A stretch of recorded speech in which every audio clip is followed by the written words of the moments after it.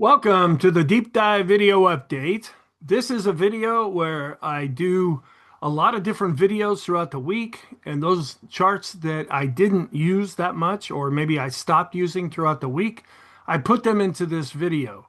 I call it the deep dive video because we have to look deeper to see, are we getting any clues from these charts, even though I didn't use them in the daily video. Now, I also have some other charts that are unique just to this particular video.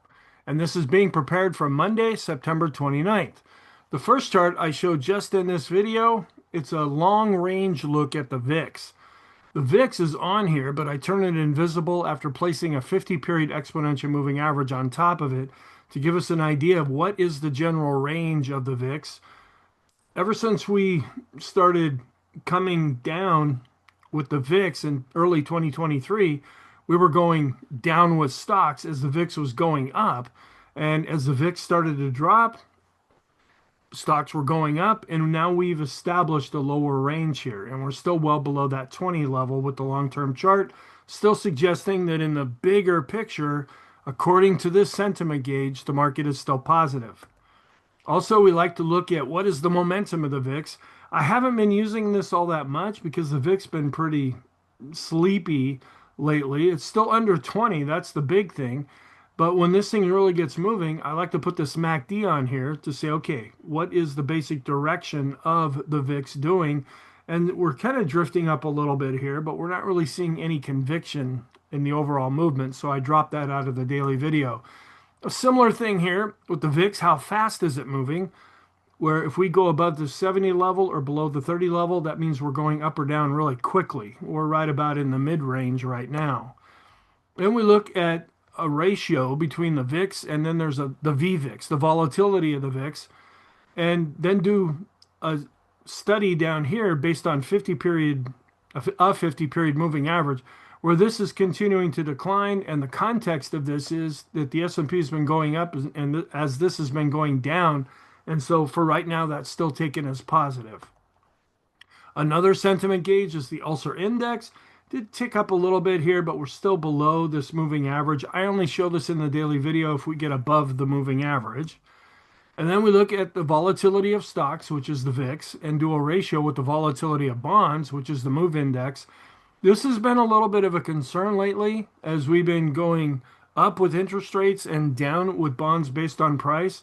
We're seeing that turning up a little bit. Now, the VIX itself is still in a lower range, but when this starts to give higher readings, that means the volatility of stocks is actually outperforming the volatility of bonds.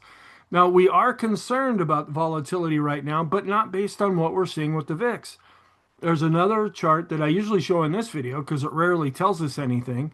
It's an S&P to VIX ratio, it's an S&P to VIX correlation.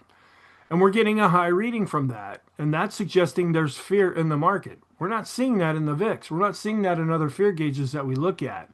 There's also another chart called volatility risk premium. That's giving us a pretty high reading right now, suggesting there is fear in the market as well. When you take those two charts that I've been showing in the daily video and then look at this where we're starting to turn up a little bit with this moving average, that's a little bit of a concern. Because as we were coming up out of the April lows, the red line, for the most part, was heading down. We had a little blip up here, blip up there. Well, this is turning into a little bit more than a blip. It's continuing to go up for the time being, and we're still getting a reading that's above the moving average. So this is suggesting that some fear could be coming back in the market when you measure volatility of stocks to bonds. So we want to keep an eye on this, see if we're getting confirmation with those other charts that we're not getting in the usual sentiment gauges that we follow. All right, and Skew Index, another sentiment gauge here. It's like the VIX, but it's calculated in a different way. I only pay attention to this when we're up in the red area. We were up here for a while, and I was showing this chart for many days, but we've since dropped down below it. Again, this is not suggesting that there's a lot of fear in the market. This doesn't necessarily measure fear because it uses out-of-the-money options, both above and below current price, and calls and puts. And so we don't really know if it's an up signaling that we're going to reverse from going up to down, or maybe we're going down to up, or just a continuation of what we're seeing right now. So we have to use other charts, but right now we're not really getting a strong signal from that, and this is continuing to decline. We look at the ratio between large caps and small caps, just kind of dancing around a little bit lately. Now, when the scenario was hitting the markets that the Fed's going to come in, they cut rates in September. They're probably going to cut rates at the end of October, and the market was assuming they're going to cut rates again in December. Well, we had stronger than expected economic reports come out this week, with GDP being revised up. The employment situation seems to be strong. Initial jobless claims are actually going down into the lower end of the range that they've been in. Continuing claims are actually falling a little bit. And inflation, it still seems it's not getting down to that 2% level with the core PCE that the Fed wants to get to. And so the market's kind of going, well, maybe they're not going to cut rates after all. And now, when we were going with the scenario that it was pretty much figured that the Fed was going to keep cutting rates, small caps like that kind of an environment. Small and mid caps perform better when interest rates are lower because they have to borrow a lot of money. They're bringing in so much money, and it would be better if that money that they're bringing in could go to profits or to build a company instead of going to interest. Well, we kind of stalled right now with this ratio. When this was coming down, that means the small caps were seeing some favor, but it's stopped for the time being. So we'll have to see how the market works this out overall. And since we're not really seeing any real conviction after we were falling here, I started dropping this from the daily videos. And then I do a lot of advanced decline line studies because that can give us a real clue as to the general health of either an index or the stock market as a whole. This one is based on the S&P 500 and it's accumulative. So it just counts. It just either adds or subtracts every day. And we're just kind of flatlining right now. We're not really getting any insight from this. And we are going up a little bit when we look at this based on volume. And that's what we've been seeing lately. And that's positive. The fact that volume has been holding up better than price. But price is what we ultimately have to follow, no matter what volume is telling us. But sometimes we can get some clues by looking at volume here. So we're not really seeing a lot of conviction right now. So I haven't been showing this chart. But if we really start to move either up or down, I'll quickly put it back into the daily videos. A similar thing here. This is a cumulative advanced decline line for the NYSE, and we're above the moving average. And so we had an up day on Friday, and so that's looking more positive there.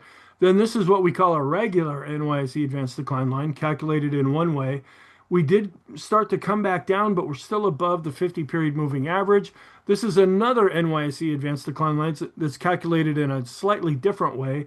Also coming down to the moving average, didn't quite get there, and we're still looking positive overall. Then we just break out the NYSE and look at only the common stock. Up on top is the common stock based on price.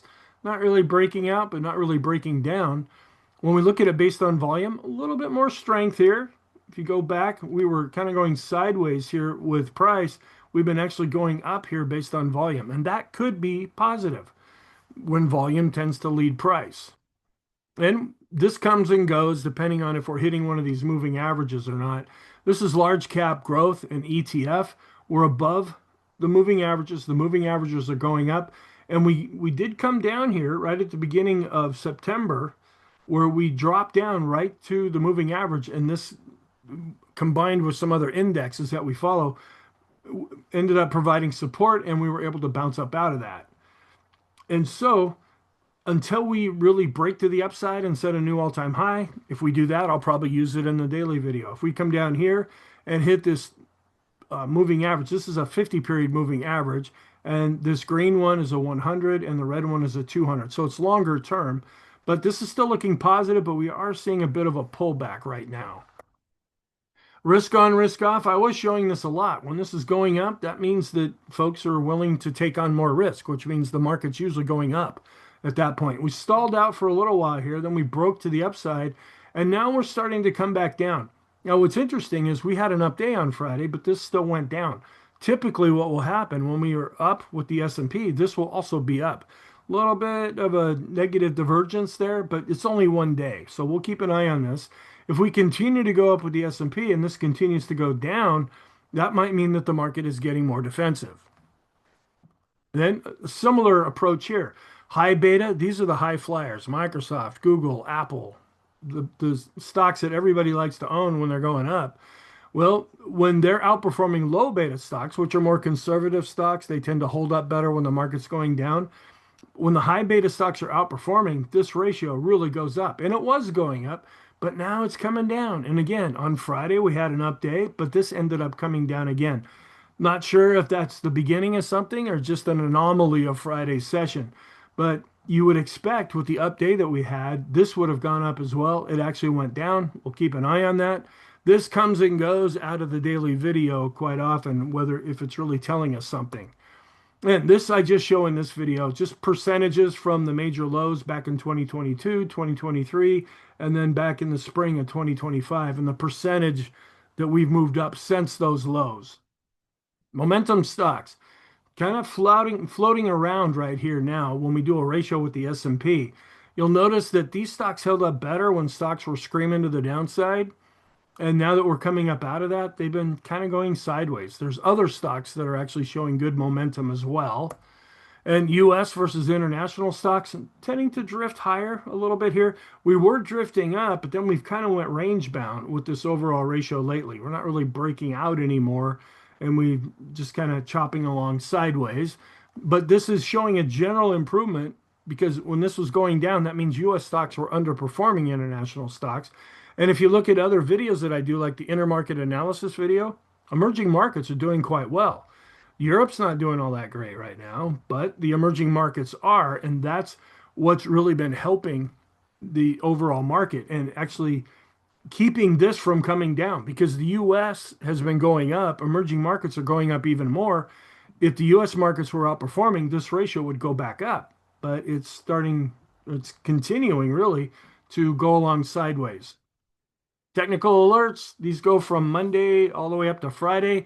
If they're green, they're positive. So we had some positive things here early part of Monday. Not an awful lot were generated. If we see more red, and we did have down days on Tuesday, Wednesday, and Thursday, and then an up day on Friday. So you can kind of look at this just glancing at it. If you see green, that's more positive. If you see red, that's more negative. And in the daily videos, I don't go into a lot of detail, but I quickly go through what all of these alerts are that are being triggered. Then technical scores, we rank them on a scale of 0 to 100. Coming in first place is the NASDAQ, and it's still up over 90 at 90.7.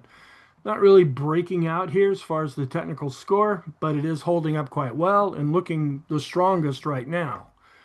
In second place are the QQQs, which is the NASDAQ 100 at 88.2. Third place, small caps. So they're hanging in there for the time being at 79.5. Then we have the S&P at 76.5. This is more of a balance between growth and value, but this tends to underperform when the market's really screaming up, but it tends to hold up better when the market's screaming down because of that balance that's built into the S&P 500. Then we have the Dow, which is just coming off of setting all-time highs, but from a technical perspective, it's below pivot point resistance right now, and it's having a hard time getting above that. And we're kind of seeing that here in the technical score. It's not looking good from a technical analysis perspective, even though it's holding up by itself. And then in last place are the mid caps, and they're coming in under 50 at 47. They did improve. We would have been down closer to 40 had they not been up in Friday's session, but they've been drifting off a little bit here. And this has been one of the weakest areas of the market. It's now kind of being replaced by the small caps, and mid caps are kind of taking a back seat right now. Short-term rainbow going from 10 up to 50 periods. Even with the pullbacks that we've been seeing, we started to come down into the rainbow a little bit, but we're still at the high end of the rainbow, and all of the lines are still going up. Short-term trend is positive. Intermediate term trend, 50 periods up to 100 periods. The lines are going up, prices above all the lines. Intermediate term trend is positive. We want to keep an eye on the 50 period moving averages. Now, I believe it was last week I showed the 20 period moving averages in this video. I'm now using that in the daily video because that's acting as support. In fact, we bounced off of the 20 period exponential moving average on Thursday, and then we had the update on Friday. We're wondering, is there going to be any more follow through from that? Now, if we break below the 20 period moving averages, then we're going to start watching the 50 period moving averages. And we haven't been here going back to May. We broke above this. We broke above the 20, which you can't see on here. And any kind of pullbacks that we've seen now have been dealt with pretty much at the 20 period moving averages. If that starts to change, we'll then start to watch this chart to see if this ends up providing support. 100 period moving averages, same thing here. We're far away from it. The lines are going up, looking quite positive there. Anchored weighted moving averages, we're above all of these lines here. They're drawn from a significant low or high or something that looks important along the way to see, okay, if we do start to fall, will one of these lines end up providing a support area? And we get a little bit more confidence in this when we see one of these lines maybe matching up with a pivot point, which is pre-calculated, matching up with a simple or exponential moving average, and you kind of see all those things coming together. And if we really go down, then you might see it align with a Fibonacci retracement level. That's when we know we're dealing with pretty solid support. When you see a bunch of these numbers all kind of right around each other, well, we're above all the lines right now. So it's like, okay, even though we did pull back 3 days this last week, not enough to come down to even the shortest anchored moving average that I have here. Then this was in the video for a long time. This tries to measure how far away are we from the 20, 50, and 200 period moving averages. This is like an oscillator because when the price gets too far above or below a moving average, it has a tendency to come back to that moving average. And that's what the boom indicator tries to measure. We were really extreme, kind of trailing along, going between extreme, not extreme, extreme, not extreme. We came down a little bit. And even with Friday's bounce, we're still not looking really extreme right now with the 20. And we're just kind of underneath 200. I have it marked as 200. We're at 190 now with the calculation here.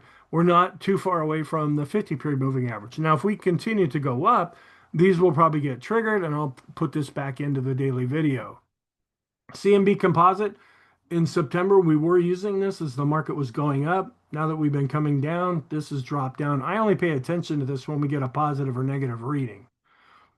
Same thing here with the percent B indicator. Did we close above or below the upper Bollinger Band? No. So there's been no need to show this. Now, earlier in September, I was showing this because we were getting far away. Then the Connors RSI, just kind of like a regular RSI, but this is really spastic on a day in and day out basis. I only pay attention to this when we go extreme positive or negative. We did go a little bit extreme here earlier on when the market really made an upward move, but that only lasted for 1 day. When we're not extreme positive or negative, I don't show this in the video.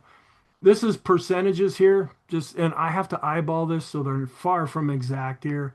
And this is just saying, okay, if we go up and then we start to retrace back down, what is the percentage of that?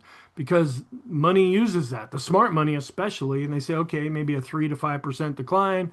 If we go down over 10%, that means we're going into a correction. If we go down over 20%, that means we're changing over into a bear market. So we just want to keep an eye on this. And we haven't even retraced enough yet to put a percentage on here yet. Then this was positive earlier on. Now it's looking a little more negative. It's longer term.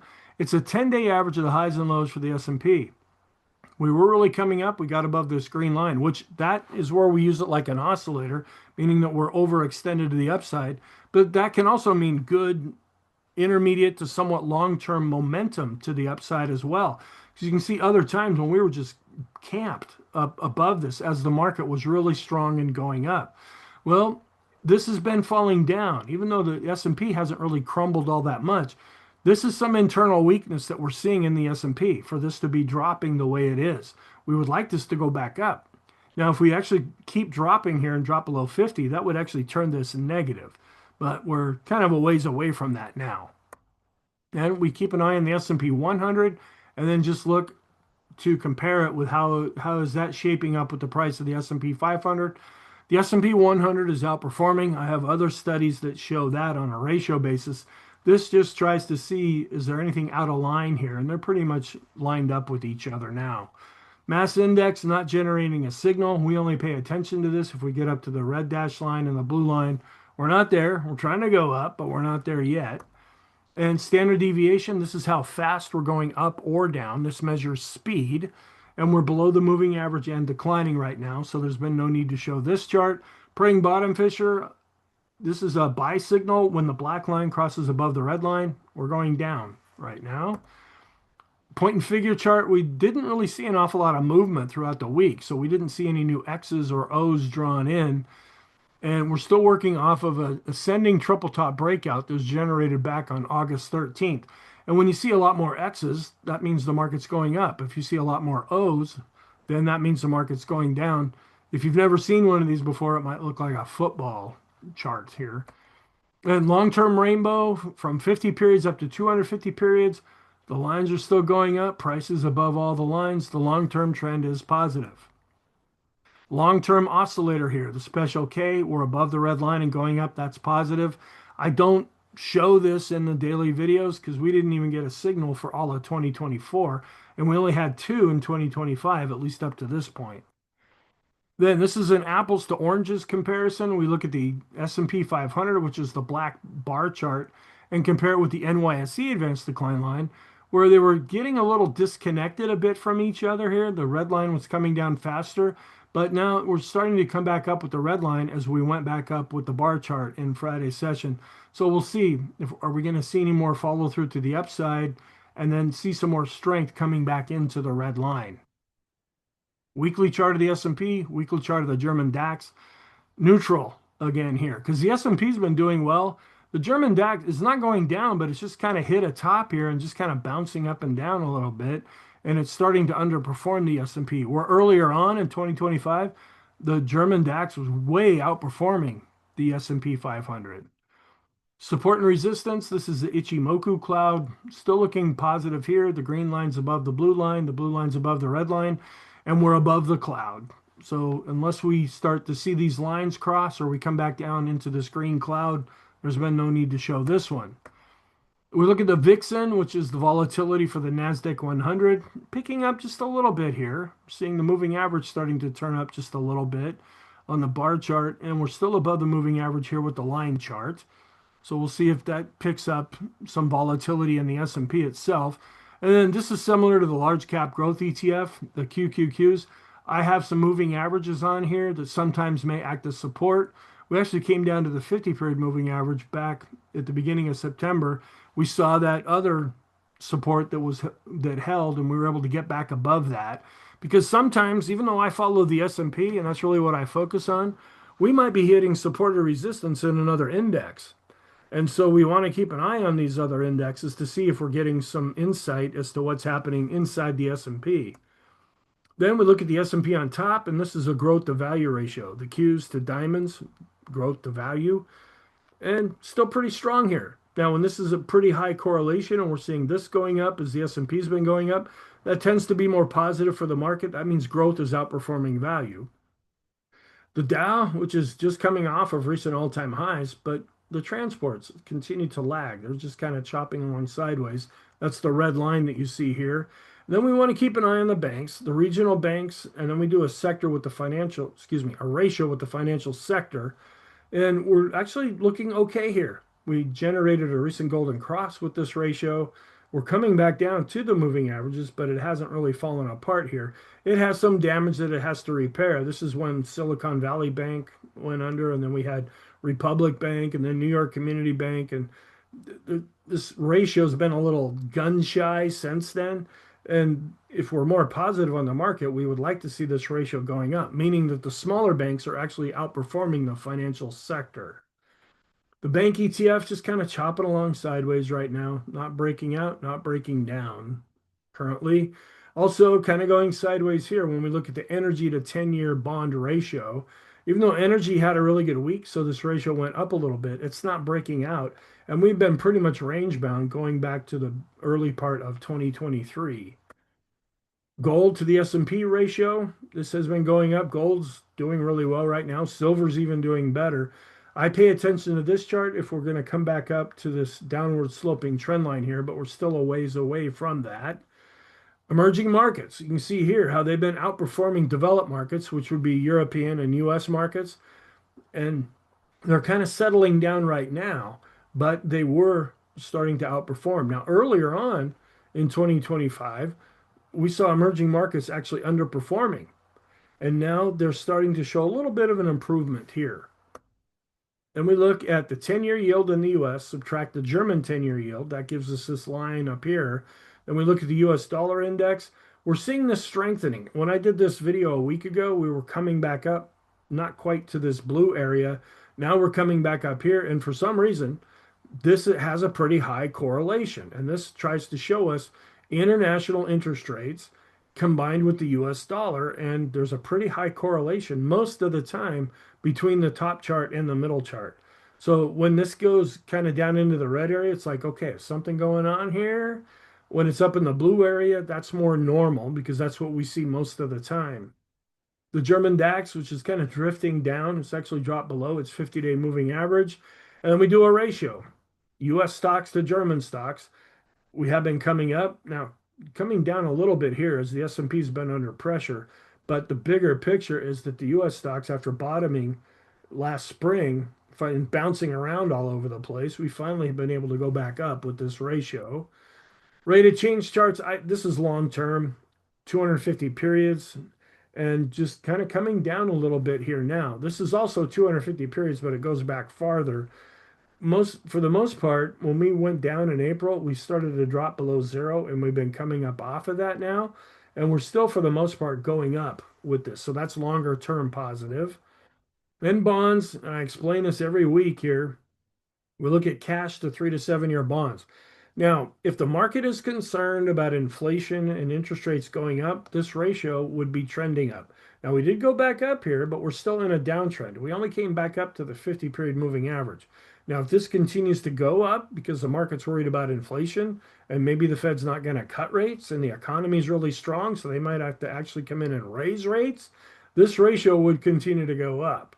So we'll keep an eye on that and see what is the market telling us. We use that same basic approach, but we're pretty much flatlined here when we look at TIPS, which are Treasury and inflation protected securities. When the market's concerned about inflation and interest rates, they get into TIPS. They're shorter term, they adjust for inflation. When the market is more confident that interest rates have topped out and they're going to come down, they get into 3 to 7 year bonds. And then this ratio comes down, like we were seeing back in 2022 here. And bonds had a horrendous year that year. Now, we have been going up a little bit here, and we are in an uptrend, but after really coming down, we pretty much have been range bound since that time. The same thing is applied here, but instead of 3 to 7 year bonds, we're looking at 7 to 10 year bonds here. We are coming back up, but we're still in a downtrend here. We'll keep an eye on this chart. If this really starts to break to the upside, then that'll mean that the market is becoming more concerned about inflation, but that's not happening right now. Then we look at the S&P on top, which is in red, the long-term bond called TLT, that's an ETF, that's in blue. And we see that the short-term correlation, they were actually going in opposite directions there for a while. It's starting to bounce up just a little bit, but the longer-term correlation based on 50 periods, this is trailing down a little bit, but it's still a fairly strong correlated relationship. Same thing here, where we see the QQQs, which are in black, that have been doing well here, and then comparing it with the TLT, and then we see that the longer term correlation here is still fairly strong. And this just tries to measure the interplay between stocks and bonds. And then we're keeping an eye on the 2 year Treasury yield, which for quite a while now, we've been going down for the most part. We've been seeing a series of lower highs, but we haven't really broken below this level right here where I'm using the laser pointer. If we start to break down from that, that might help stocks to go up. But if the market's concerned about inflation and interest rates, then this rate is going to go back up as well.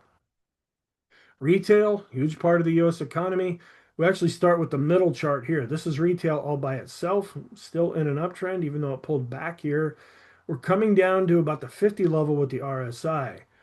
But this is still looking positive. Then we do a ratio between retail and the S&P, where for the last number of years, retail was underperforming. We're starting to level off here with a slight upward move. It would be really helpful for the U.S. economy if this ratio was to go back up and actually see retail outperforming the S&P. But with the gains that we've seen in the stock market over the last couple of years, that's not imperative. It would just be showing us that the market's more healthy and people are buying more things and the economy's doing well. And then this ratio is going up at the same time, but it can still do well anyway, the stock market, that is. Then we look at some different ratios here. This is discretionary to staples. This is the weighted version. That's been going up, and Tesla and Amazon account for a huge part of this ratio. So to make it a little bit more fair, we look at an equal weight version of discretionary to staples, still going up, leveling off a little bit, but still looking pretty solid. Then we look at the ratio between tech, which is growth, and utilities. That's been coming down a little bit here. Utilities have been going up. Tech is under pressure a little bit here, but we would like to see this green line going up. That would be more positive for the market. Now, biotech to healthcare, this is growth to value again. This is looking pretty good. This is going up here. What's not looking really good right now are hotels to utilities. Utilities have been going up, hotels have been going down, and we're seeing this ratio going down. In a more positive environment, we would see all of these ratios going up at the same time. Now, the big ones would be the tech and discretionary ones. Those are the most important ones, but we still want to pay attention to some of these other areas as well. Bellwether stocks, semiconductors, not too far from an all-time high here. Now, the home builders are going down. They were improving as interest rates were coming down, but you can see here the home builders have now been coming back down after seeing some nice advancements because that's a very interest rate sensitive part of the market. You would think the Fed comes in, they cut rates, and the 10-year yield has been going back up, and that's what most mortgages are based on. And so this has been under pressure a little bit here. We would like to see this going up. We're pretty much sideways with the transports. Doing okay with retail, but not really showing any robust growth here. Regional banks also kind of going sideways right now. Then the Eurozone, another apples to oranges comparison. Eurozone stocks, European stocks to American bonds, still holding up quite well, meaning that the Eurozone stocks are outperforming. Then we look at an oscillator here. This is the percent of stocks in the S&P that are above their 200-day simple moving average. Coming down a little bit, but we're still above 50. In a really strong market, we want to see this near the green line up here on top, and that's when we use it like an oscillator. When we're really going down, we'll drop below this red line, and that happened back in 2021, 2022, and at different times here, but we've been just kind of meandering around. And there's another study that I do show every day that's the same measurement, but I just present it with a little different chart. Those stocks above their 50-period moving average in the S&P, still above 50, hanging on to looking positive there. Then we look at the mid caps, and we're still above 50 with those stocks above their 50-day moving average. And then the small caps coming down, still above 50 here, even though we've been seeing some weakness in the small cap index. Then we look at SPY to staples. When this is going up, that means the market is more in growth mode. If this ratio really starts to come down like it did at the end of 2021, that's when we started to enter into the bear market of 2022. We finally bottomed, came up out of that, and when this ratio is going up, that's more positive. We're not really seeing much of a change here to this overall ratio. So with that and other charts that I look at, if we do see a pullback and a decline 3, 4, 5, maybe even up to 10%, or maybe even more than that, at this point, it just looks like a normal pullback. It's not like the bigger character of the market is changing from positive to negative. Now, we'll evaluate that as we go along each day and say, okay, now things are looking a little bit more negative. I don't forecast. We only analyze things with what we have to look at right now. And the way it looks right now is that a pullback from here would just be normal without doing a lot of damage to the market. Thank you. I hope you found this helpful. I hope you're having a wonderful weekend, and I will talk to you in the next video.